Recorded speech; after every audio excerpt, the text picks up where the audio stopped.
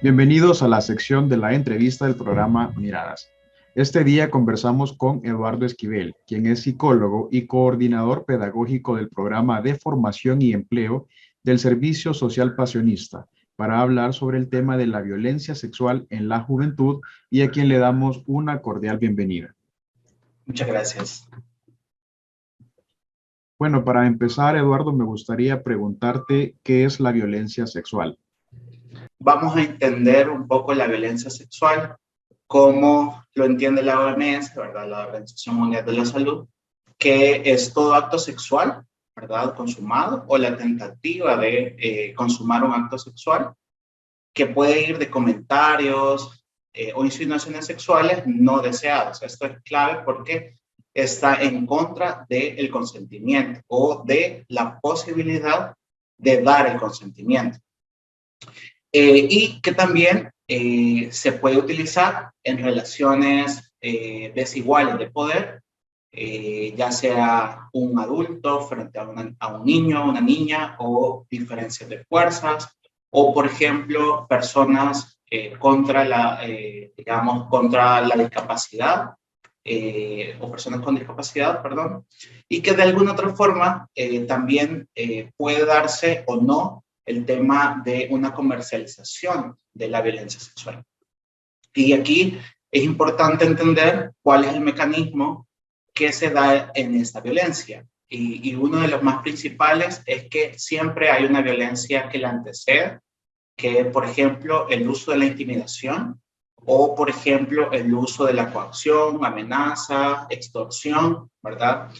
Y también en algunos casos, ¿verdad?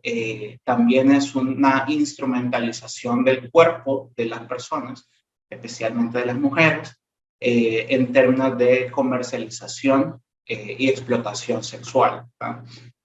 Y que en alguna medida hay varios factores en distintos tipos de violencia, ¿verdad? Que viene desde el acoso sexual, ¿verdad? Que es tema verbal, hasta la violencia más profunda que tiene que ver con la violación sexual. Y aquí también vamos a hablar un poco sobre, dentro de la violencia sexual, hay distintos tipos, que uno de ellos es que se involucra a un familiar o no, ¿verdad? Con la persona que enfrenta esta violencia, ¿verdad? Reiterando que principalmente dentro de nuestro país, las principales víctimas son mujeres y niñas y adolescentes en nuestro país. ¿Cómo afecta esta problemática a la juventud y a la adolescencia? Eh, es importante porque tenemos algunos datos. Según el Observatorio de Violencia de Ormuza, tenemos 3.284 mujeres que enfrentaron violencia sexual durante el 2021. Según esos datos que fueron brindados por la Fiscalía General de la República, nos damos cuenta que el 56% de los casos son cometidos contra niñas y adolescentes entre 0 y 17 años. Eso es importante comprenderlo porque la principal, eh, digamos, población que enfrenta la violencia sexual son niñas y adolescentes, ¿verdad? Principalmente mujeres y niñas. Y que este dato se aumenta a un 70% hasta los 30 años. De 0 a 30 años, el total de este número son personas, mujeres y niñas entre los 0 y 30 años. ¿No?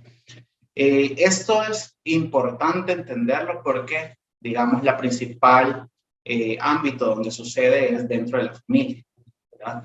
Hay personas familiares, conocidos o personas cercanas a la familia que están en torno, digamos, a las personas o a las niñas que enfrentan este tipo de violencias y que generan este impacto importante, ¿verdad? Hay muchos, digamos, efectos psicológicos que tienen que ver con el miedo, el tema de la identidad, ¿verdad? El dolor, la seguridad, ¿verdad? Queda bastante impregnado, ¿verdad? Y que tiene que ver con algo que acompaña durante el resto de la vida, dependiendo del nivel de que esta persona lo pueda trabajar.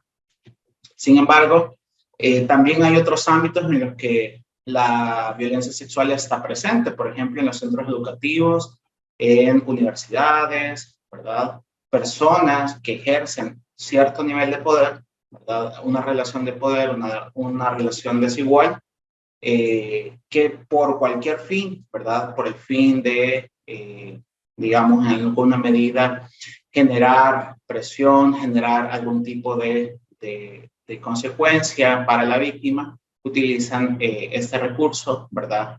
Para poder llegar al fin o a los intereses que esa persona pueda tener. Por ejemplo, un docente que a sus estudiantes le ofrece este tipo de, digamos, de prácticas sexuales, el tema de acoso sexual, para mejorar su nota, ¿verdad? O, por ejemplo, en el ámbito laboral, también muchos de nuestros jóvenes del país también tienen alguna situación en la que, por el tema del empleo, también genera ciertos niveles de acoso sexual, digamos, insinuaciones sexuales, de contenido sexual, y que de alguna manera también están relacionados en esta relación de poder, que es porque mantener el empleo, por el tema del salario, por el tema de mejorar sus condiciones, están en esa situación desigual.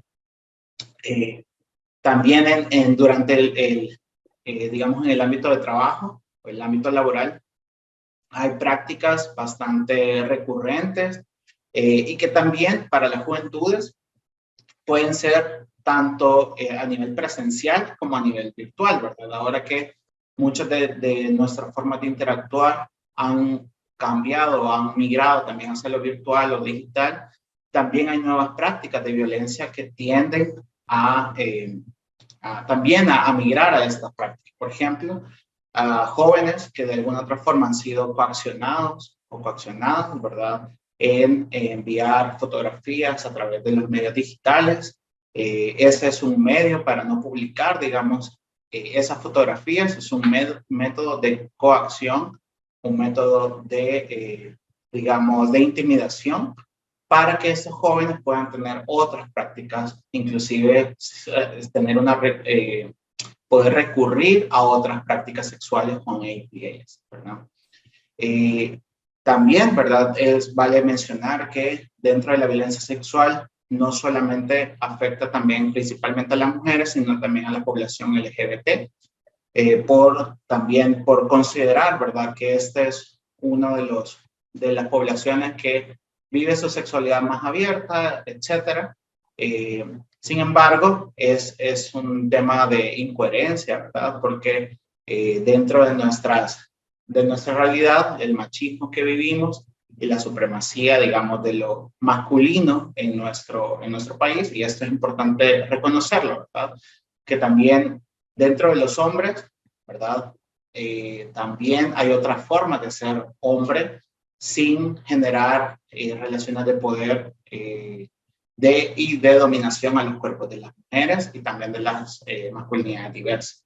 Entonces, también ese es un punto importante y por eso es que también lo hacía alusión al inicio, que nosotros los hombres tenemos una gran implicación en ese tipo de violencia, en la prevención de la violencia sexual, en la medida que también nos hacemos conscientes, todos y todas, ¿verdad? Sobre todo los hombres, sobre la violencia y los ejercicios de poder que podemos hacer frente a los demás y el contenido sexual también que implicamos en otras poblaciones. Bueno, teniendo en cuenta que no es una cantidad de casos baja, porque son miles de casos los que en El Salvador se reportaron hasta el 2021, ¿cómo actúan las autoridades competentes ante los casos de violencia sexual? Y aquí mismo podríamos hacer la pregunta también que si se le da la importancia debida acá en el país a esta problemática. Por distintas organizaciones sociales, principalmente feministas, que traen esta bandera de la prevención de los casos, el tema de la impunidad de estos casos, porque también es importante decirlo. Pocos casos dentro del sistema judicial finalizan en una condena, ¿verdad?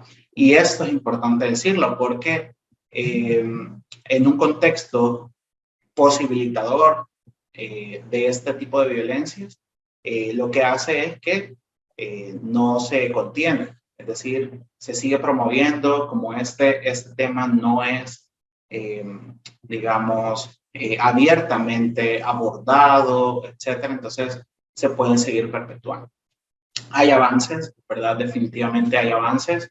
En muchos hay existencia más de protocolos de atención, ¿verdad? Han mejorado algunos sistemas. Sin embargo, esta pregunta también se la tendríamos que hacer a las mujeres víctimas de este tipo de violencia. Y que muchas veces han sido, digamos, reportan el tema de una revictimización en el sistema judicial. Es decir, que de repente empiezan a culpabilizarla por la forma en cómo estaba vestida, de por qué mantiene una relación sentimental con su pareja, porque también es otra realidad que es dentro de las parejas, que existe la violencia sexual sin consentimiento.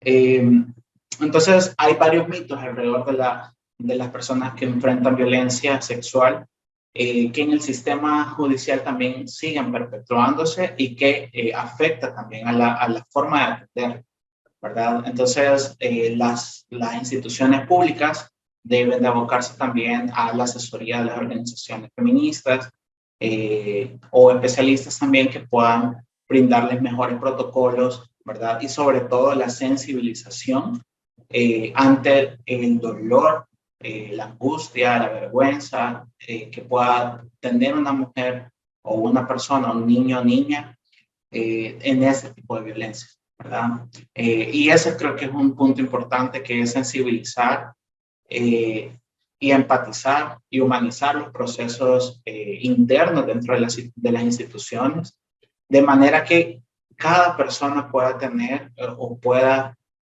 ser atendida con base a sus necesidades en ese momento. Para ir finalizando, porque no me queda mucho tiempo, me gustaría hacerte una última pregunta. ¿Y cuáles son las pautas de actuación una vez se conoce el hecho de violencia sexual? Justamente, hay diferentes vías. Por ejemplo, si quizás lo vamos a hablar un poco general, pero uno de los principales puntos es creerle a la persona, ¿verdad? Nadie quiere estar en esa posición de víctima, ¿verdad? Nadie. Ni porque también, si una persona inclusive dijera que ella fue víctima de violencia y no lo ha sido, también hay digamos, ciertas violencias que ejerce la sociedad, comentarios en redes sociales, etcétera, contra esa persona, ¿verdad? Entonces, creo que lo primero es creerle a la persona, creerle a la víctima. Y lo otro es que el tema de la no estigmatización, ¿verdad? No es una persona dañada, no es una persona que, digamos, pierda su valor, que pierda su dignidad, sino que es un ser humano, una persona, y que también tiene recursos, ¿verdad? Y que de alguna otra forma, lo primero, dependiendo del tipo de caso, ¿verdad?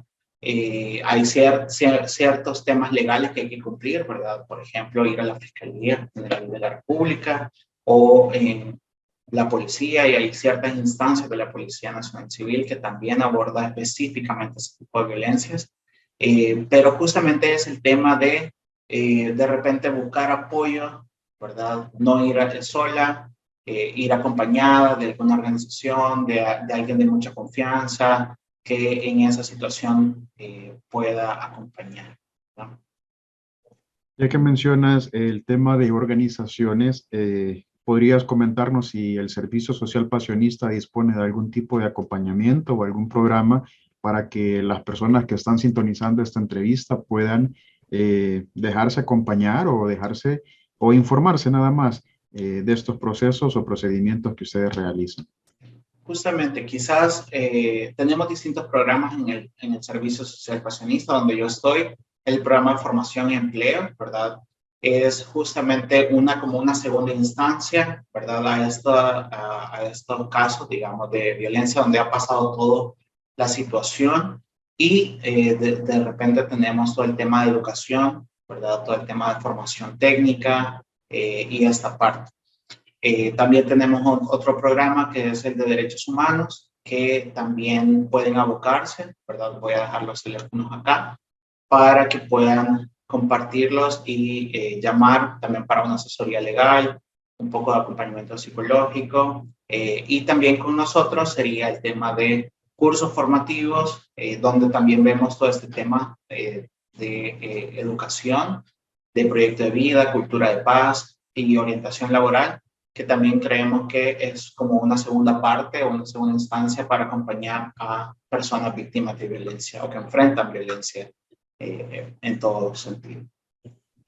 Bueno, Eduardo, esto ha sido la sección de la entrevista. Agradecemos mucho pues tu disposición para participar en la entrevista de Miradas, pues para dar continuidad a este tipo de temas de derechos humanos que todos deberíamos de tener garantizados.